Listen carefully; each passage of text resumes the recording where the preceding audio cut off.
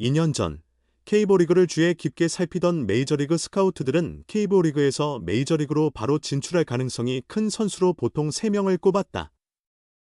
그중 첫 번째는 리그 최고의 타자로 성장한 이정후, 당시 키움, 현재 샌프란시스코였다.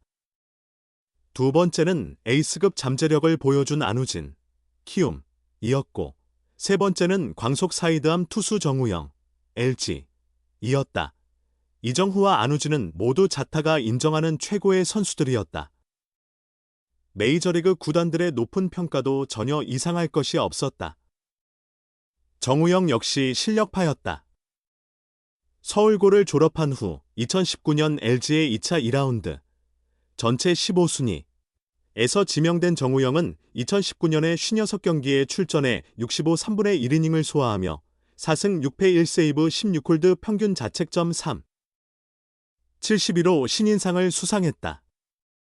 시속 150km의 강속구가 홈플레이트 앞에서 꿈틀거렸고 9위와 움직임 모두 인상적이었다.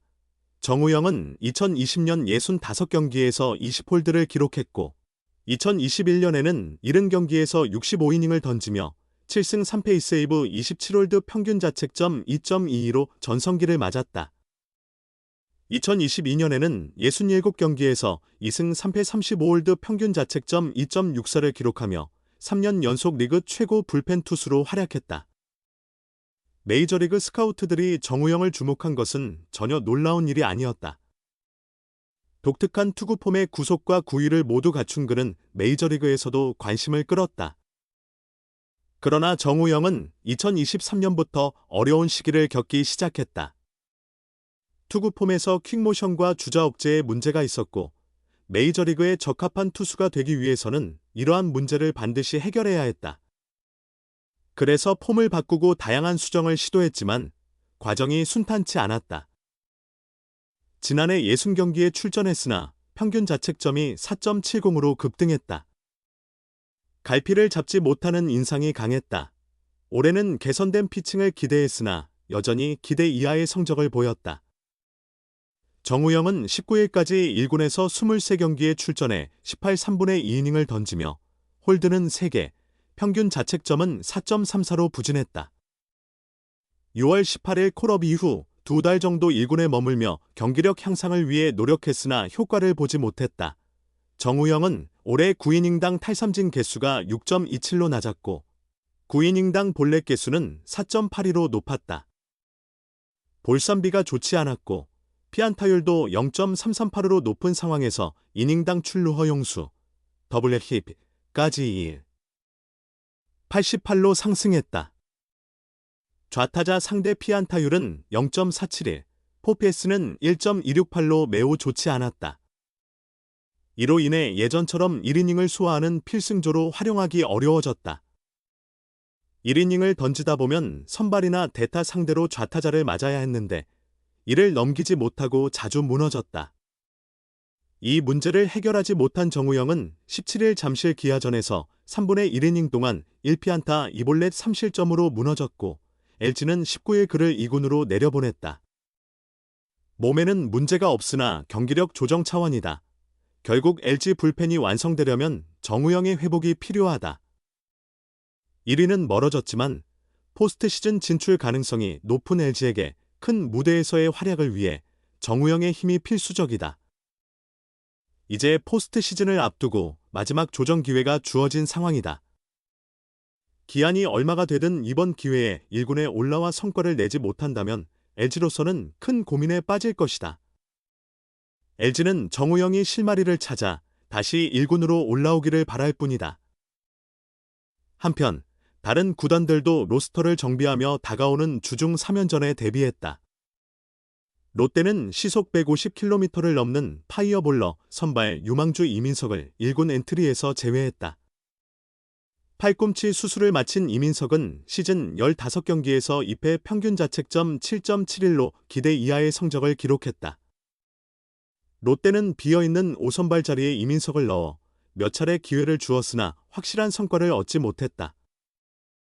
이민석은 18일 사직구장에서 열린 키움과의 경기에서 이 3분의 1이닝 동안 4피안타 4볼넷 3실점으로 부진하며 조기 강판됐다. 구속은 좋았으나 제구에 어려움을 겪어 개선되지 않은 모습을 보였다. 다시 2군으로 내려가 조정 기간을 가질 것으로 예상되며 롯데의 선발 한자리는 계속 고민거리가 될 것이다. 키움은 좌완 필승조 김성민과 유격수 자원 이승원을 1군에서 말소했다. 김성민은 올 시즌 46경기에서 45 3분의 2이닝을 던지며 3승 4패 14홀드 평균 자책점 4.34로 좋은 활약을 했으나 최근 경기력 저조로 2군으로 내려갔다. 18일 롯데와의 경기에서는 연장 10회 등판 후 전준우에게 끝내기 홈런을 맞고 패전의 멍에를 써서 2군으로 내려갔다. 유격수 포지션에서 가능성을 보였던 2년차 내야수 이승원도 2군으로 갔다. 이승원은 수비에서 가능성을 보였으나 공격에서는 15경기에서 35타석 동안 타율 0. 공구서로 부진했다. 삼성은 최하늘을 1군에서 말소했다. 최하늘은 시즌 27경기에서 1승 1패 1홀드 평균 자책점 5.34를 기록했고 최근 경기에서 실점이 계속돼 2군으로 내려갔다. 두산은 우완 박정수가 2군으로 내려갔다. 박정수는 시즌 28경기에서 1승 2패 3홀드 평균 자책점 5.22를 기록했으나 최근 9위가 떨어졌다는 평가를 받았다. 8월 15일 1군에 재등록됐으나 기회를 잡지 못하고 다시 2군으로 내려갔다. 기아는 김민재가 2군으로 내려갔다.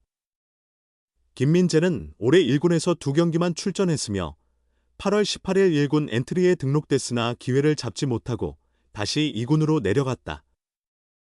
기아는 임기영과 최지민이 2군에 있어 이번 주 1군 등록이 예정되어 있으며 로스터를 비울 필요가 있었다. 기아 상대 3분의 1이닝 3실점, 홀드왕의 시련은 계속된다. LG 정우영, 1군 엔트리에서 제외, LG 트윈스의 투수 정우영이 2군으로 내려갔다. 한국야구위원회, KBO는 19일 1군 엔트리 등록 및 말소 상황을 발표했다. 가장 주목받는 이름은 정우영이다. 정우영은 이번 시즌 23경기에서 18 3분의 2이닝을 소화하며 2승 1패 3홀드 평균 자책점 4.34를 기록하고 있다. 직전 등판인 17일 잠실 기아 타이거즈전에서는 3분의 1이닝 동안 1피안타 2볼넷 1탈삼진 3실점으로 부진했다. 정우영은 2019년 데뷔 첫 해에 56경기 65 3분의 1이닝을 던지며 4승 6패 16홀드 1세이브 평균 자책점 3.72를 기록, 팀의 주축 선수로 자리 잡았고 신인왕에 선정되었다. 이는 1997년 이병규 이후 22년 만에 LG 소속 신인왕이 탄생한 것이었다. 이듬해 2020년에는 65경기 75이닝 4승 4패 20홀드 5세이브로 20세이브를 달성했고 2021년에는 70경기에서 65이닝을 던지며 7승 3패 27홀드 2세이브 평균 자책점 2.22로 활약했다. 2022년에는 67경기에서 58이닝을 소화하며 2승 3패 35홀드 평균 자책점 2.64를 기록, 홀드 부문 1위에 올랐다. 하지만 2023년에는 60경기 51 3분의 2이닝 5승 6패 11홀드 평균 자책점 4.70으로 어려움을 겪었고 이러한 흐름이 올 시즌에도 계속되고 있다. 시즌 초반 부상으로 경기를 소화하기 어려웠고 6월 중순 1군 콜업 이후에도 특별한 활약을 보이지 못했다. 정우영은 8월에 3경기 연속 무실점 투구를 기록했지만 3경기 모두 출루를 허용하며 불안한 모습을 보였다. 특히 17일 기아전이 결정적이었다. 팀이 1대 3으로 뒤처지던 6회 초 1-4-1 3루에서 구원 등판했으나 폭투로 3루주자 나성범의 득점을 허용하고 최현준의 볼넷과 변우혁의 삼진 이후 한준수에게 2타점 2루타를 맞았다. 후속 타자 박찬호의 볼넷으로 2-4-1 2루 상황이 되었고 박명근이 마운드를 이어받았다. 결국 승계주자까지 모두 홈으로 들어오면서 정우영의 실점이 증가했고 LG는 4대 14로 패배했다. 이는 선수와 팀 모두에게 큰 패배였다.